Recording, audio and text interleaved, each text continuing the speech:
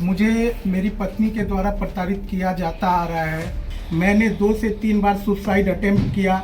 मैंने फांसी लगाने की कोशिश की। उन्होंने मुझे फेसबुक पे फ्रेंड रिक्वेस्ट भेजा। उसके बाद हमारी बातचीत शुरू हुई और उसके 3-4-5 महीने के बाद हमारी सामाजिक ये से शादी हुई, माँ बाप के रजामंदी से। वो बोलने लगी मुझे पैसा चाहिए, सारा ज्वेलरी चाहिए और हम यहाँ नहीं रहेंगे, दिल्ली में रहेंगे। रिश्ते सुधारने की बात तो कहीं से नहीं है, मुझे तलाक लेना ही है। तो वीडियो डालती है, उसमें लड़कों के साथ कार में घूम रही है। बहुत सारा मेरे पास प्रूफ है, कार में घूमती है।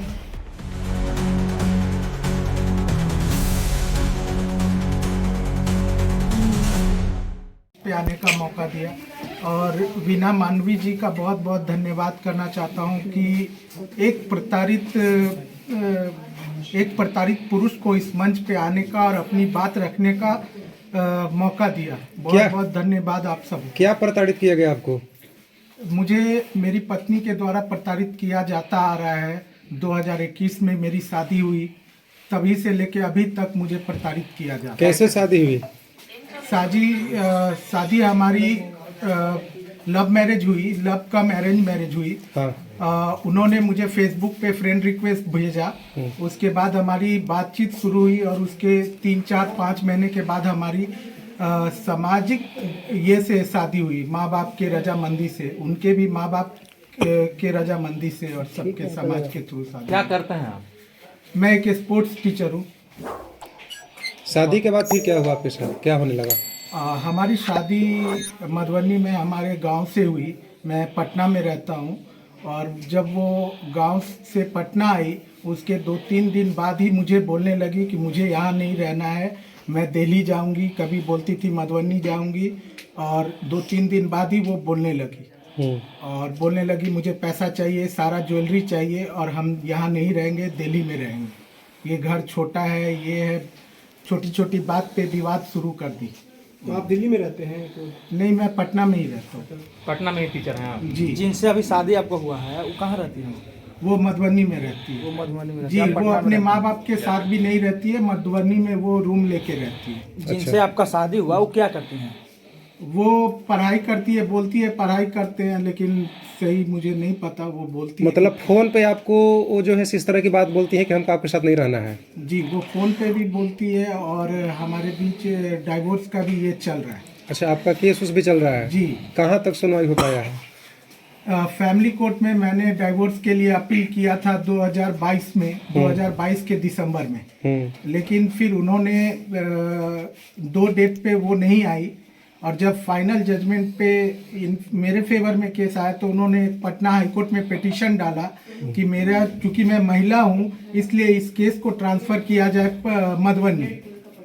तो वो अभी तक स्टे है 2022 से। मुझे हाईकोर्ट में कोई डेट नहीं मिल पा रहा है और मैं 2 साल से वेट कर रहा हूँ वो डेट के लिए और मुझे कोई डेट नहीं मिल रहा है। अच्छा, आपके केस को जो है अतुल सुभाष के केस से जोड़ा जा रहा है। किस तरह की प्रताड़ना अभी आप झेल रहे हैं अभी फिलहाल? सर, काफ़ी टाइम से मेरे पास बहुत सारा ऑडियो है, आप लोग सुन सकते हैं, जिसमें वो किस तरह की गाली मुझे देते आ रही है। मैंने 2 से 3 बार सुसाइड अटेम्प्ट किया। मेरे लोकल थाना, जब मैं सुसाइड अटेम्प्ट करने गया था, मेरे लोकल थाना के लोग भी मेरे घर पे आए थे।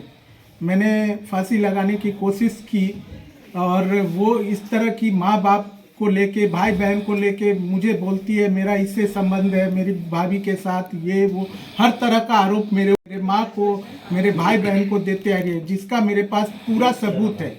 यहाँ पे आप लोग देख सकते हैं, व्हाट्सएप पे उन्होंने कितनी गंदी गंदी गालियाँ दी है। एक महिला, मुझे नहीं लगता इस तरह की गाली दे सकती है, लेकिन देती है। पेपर को सामने कीजिए, फोटो ले लीजिए। फोटो ले लीजिए। मेरे पास सारा प्रूफ है सर, आप लोग देख सकते हैं। ठीक है। अभी आप क्या चाहते हैं? निजी थाना में गए आवेदन लेकर? जी, हम निजी थाना में भी गए थे आवेदन लेके। उस टाइम जब ऐसा हुआ था तो उन्होंने बोला महिला आयोग में महिला इसके पास जाने के लिए। अभी कोर्ट से आपको कुछ राहत मिला या कोई समस्या बढ़ गई नहीं, आपको? कोर्ट से मुझे कोई राहत नहीं मिल रही है। उन्होंने मेंटेनेंस का केस मेरे ऊपर डाला था। ठीक है। अभी फाइनल जजमेंट नवंबर में आया था मेंटेनेंस का। क्या मांग रहे हैं मेंटेनेंस में?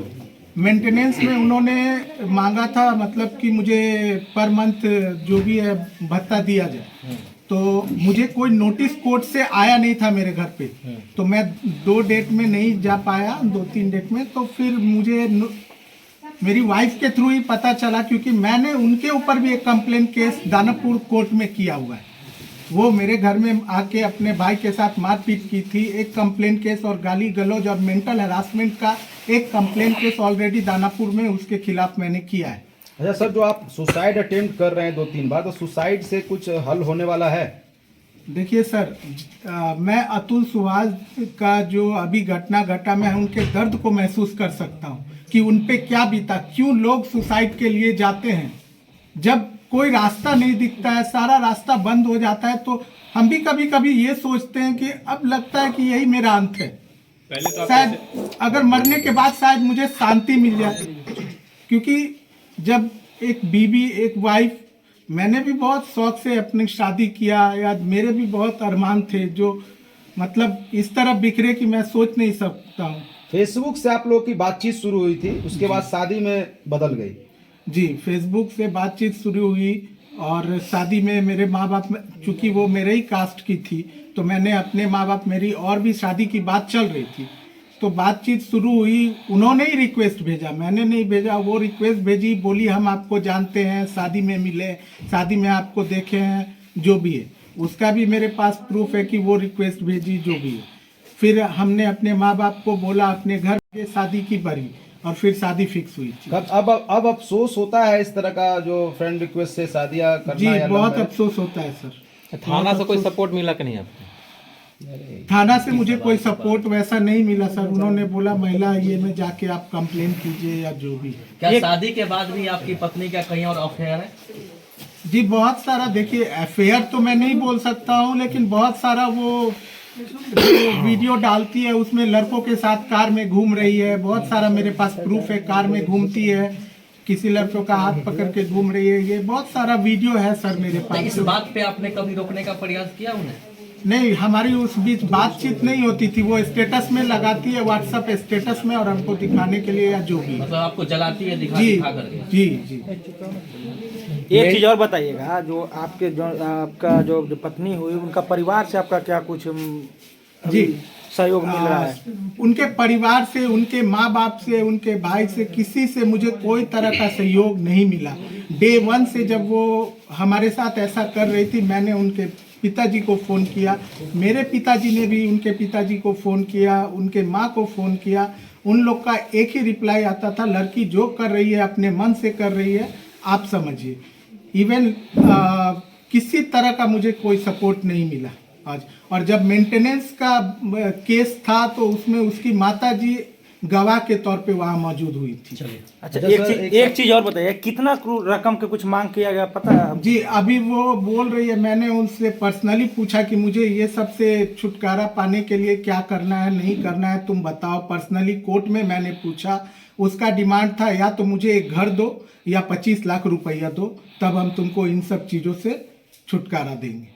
अच्छा, अब आपको क्या लगता है, अब आपको लास्ट ऑप्शन क्या बचता है, तलाक लेना या फिर रिश्ते सुधरने के भी संभवतः प्रयास करना? नहीं सर, रिश्ते सुधारने की बात तो कहीं से नहीं है, मुझे तलाक लेना ही है और मेरे पास कोई ऑप्शन नहीं, क्योंकि जो आज मेरा नहीं हो सकी वो कल भी नहीं होगी, वो कभी नहीं हो सकती है।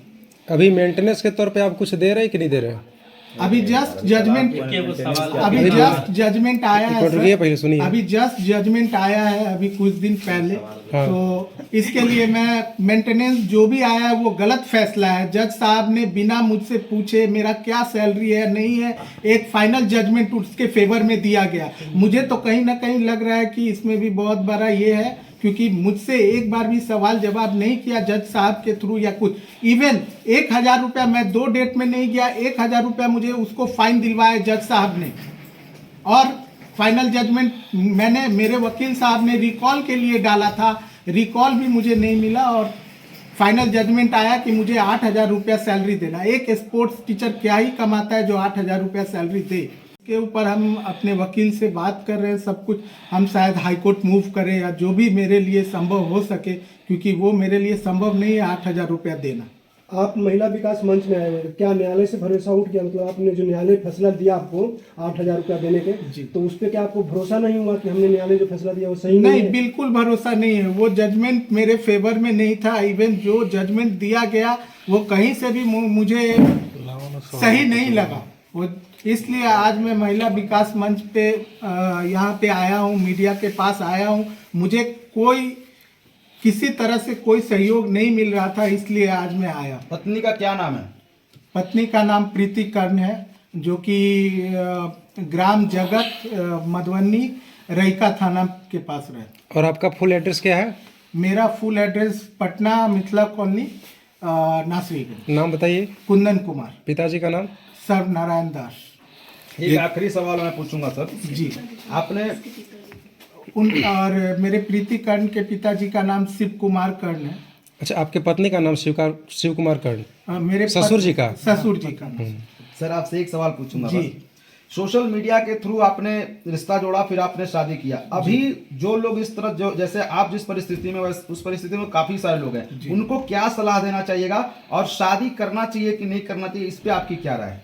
देखिए, मैं तो जो दर्द झेला हूँ उस ये में मैं यही बोलना चाहता हूँ कि सोशल मीडिया के थ्रू तो मुझे नहीं लगता है कि शादी होनी चाहिए किसी भी तरह से। मतलब जो नहीं भी करनी है चाहिए एक सोशल मीडिया। पारिवारिक, और पहले तो लड़की के बारे में हम लोग या मेरे माँ बाप या समाज के थ्रू जान ले, फिर हम लोग शादी करें या जो भी। और जहाँ तक बात है कि सर शादी करना चाहिए या नहीं, तो देखिए शादी करना चाहिए, लेकिन आप शादी करने से पहले आप अपने माँ बाप या अपने बड़ों का हर तरह से आपको लड़की के बारे में पता करना है या क्या है नहीं है, फिर आप उस पे आगे बढ़ सकते। पछता रहे हैं अभी आप?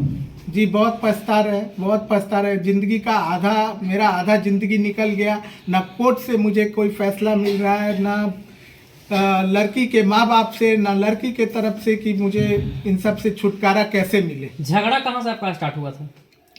झगड़ा जब वो घर आई, मेरे पटना के निवास स्थान पे आई, उसके 2 दिन बाद से वो हंगामा शुरू कर दी थी। और एक चीज़ मैं बोलना चाहता हूँ, मैं पूरे समाज से और मीडिया से और मालवी जी से सबसे ये कहना चाहता हूँ कि इस समाज में आज के डेट में, और मैं जो भी कोर्ट और जो भी जज हैं उनसे बोलना चाहता हूँ कि ये जो चीज़ें हैं कि सिर्फ महिला ही प्रताड़ित होती है समाज में, ऐसा नहीं है। पुरुष भी प्रताड़ित हो रहे हैं और बहुत बुरी तरह से प्रताड़ित हो रहे हैं। और जब वो प्रताड़ित बहुत ज़्यादा हो रहे हैं तब वो लोग सुसाइड अटेम्प्ट कर रहे हैं।